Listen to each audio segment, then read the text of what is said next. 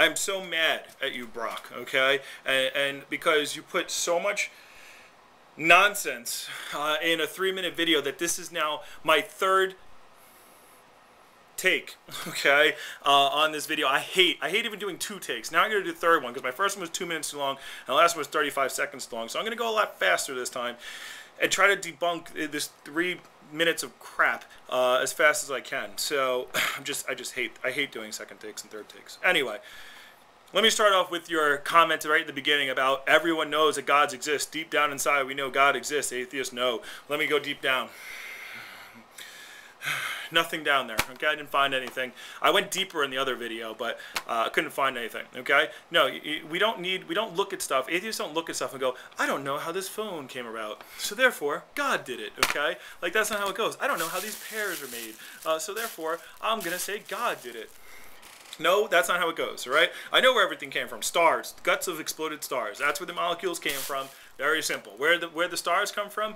The beginning of the universe. Where the beginning of the universe come? I don't know that. So, oh, God, there's God, all right? Anytime you can't explain anything, you just throw God in there, and that's the explanation. Let me help you out. God is not a default position, okay? If I don't know something, I just don't go, God did it, all right? You know, the problem is, I think you hang out with atheists who are just emo womanizers, apparently, okay? And anyway, I was watching your video. It looks like you have some mascara on, too, but maybe that's just the way you did your cool video, but I think about atheists called Richard Dawkins, Neil Tyson deGrasse, Sam Harris, Dan Dennett. You know, I see some really smart people. 90% of the people in the highest fields in their scientific field don't believe in God. You know why? Because the more you learn about this earth and the more you learn and you actually open your mind and not just stick it in one little Bible and actually learn about stuff, all of a sudden you don't need God anymore because you understand how things happen. You know where most of the God believers are? The poorest places, the places where where they need hope and they need something to latch onto.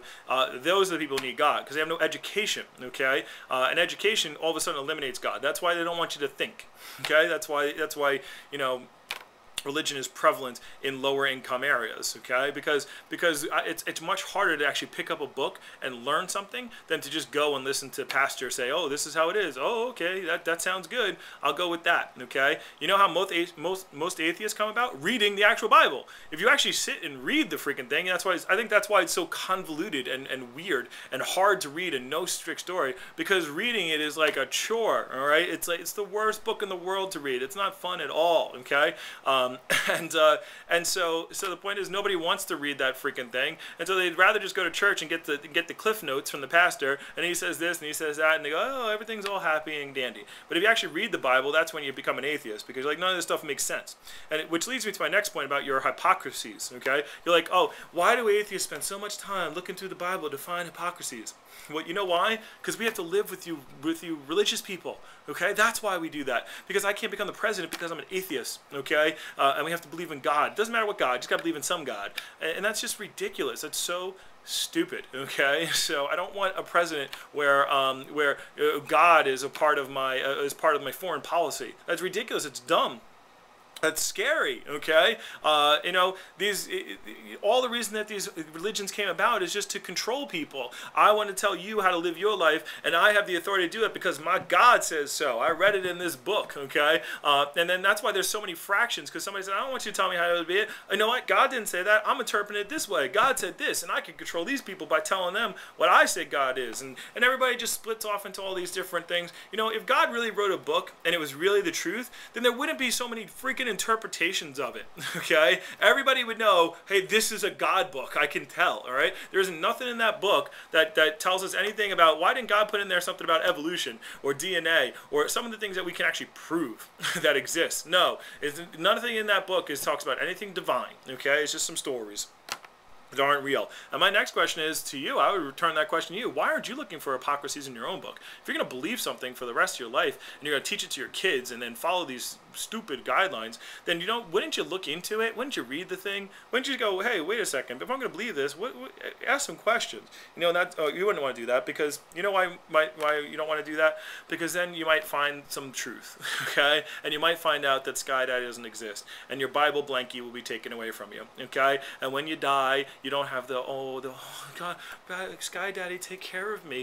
I'm going to die, and then I want to go to heaven. Okay, and so therefore you lose your Bible blankie if you actually have to look. So it's much better to just keep your head in the sand, and just just pretend and imagine that there's all this cool stuff coming afterwards. All right, so whatever, and then you throw your apparently you have no idea about evolution, okay? You talk about us pulling you up the evolutionary ladder, okay? Well, let me help you out with evolution. Evolution isn't a ladder, all right? It's not like there's one-cell organisms and then paramecium and then amoeba and then, and then fish and then ducks and then cats and then dogs and then monkeys and then humans. We're at the top, okay? It's not how it goes. That's not called evolution. It's called a tree, okay? It's an evolutionary tree, and it branches off. And cats will never turn into humans because they're on a different part of the freaking tree, all right? And they can't evolve that way. It's not how evolution works. All evolution, humans are not better than whales, are not better than alligators. We're not better than anything. There is no top. It's not like an alligator will continue to evolve and turn into a human.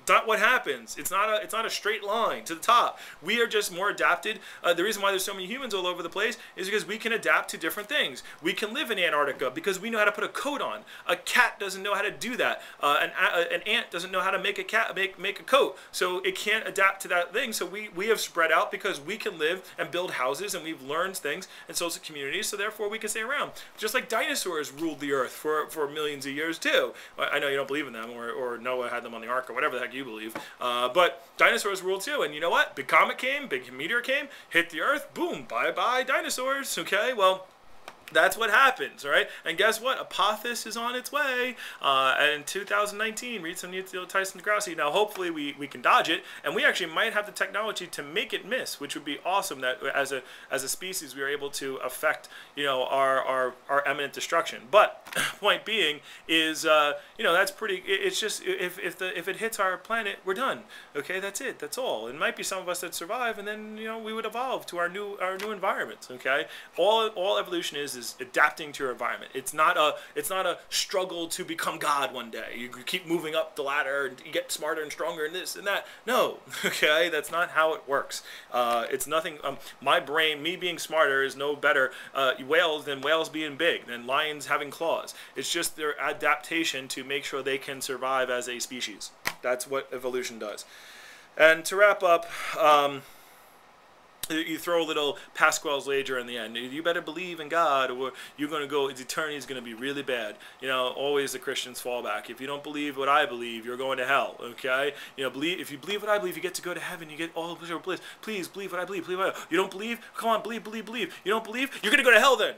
Okay, then you're going to go to hell, and Sky Daddy's going to punish you. You're like little kids, okay? If you don't listen to my Sky Daddy, then I'm going to punish you forever and ever and ever because of what you believe. It's stupid, okay? Very, very stupid, all right? So it just doesn't make sense, all right? None of your morals, none of your things came from the Bible, okay? You know where the morals come from? Inside, all right? I don't feel any pain or thou shalt not kill, thou shalt not steal. Those two things are easy because they're actual morals that we already have, because we can't hurt our social, because morals evolved with us as we took care of ourselves as primitive beings, okay? But when you hurt a society, you feel bad. When you don't hurt the society, you don't feel bad. I don't feel bad when I covet my neighbor's stuff. If I want their pool, I don't feel bad. That doesn't make me feel bad. I actually feel more bad throwing paper on the ground, okay, and littering, because I know that hurts my fellow human beings, and therefore that comes out. It doesn't say that anywhere in the Bible. It doesn't say anywhere in the Bible, thou shalt not litter. Okay, but the point is that we feel that because we know that by dirtying our environment, we are hurting the rest of us around there. And that's where our morals come from. So please don't make any more videos. I know you have a whole bunch. I'll probably respond to the rest of them at another time, but I hope this is under 10 minutes.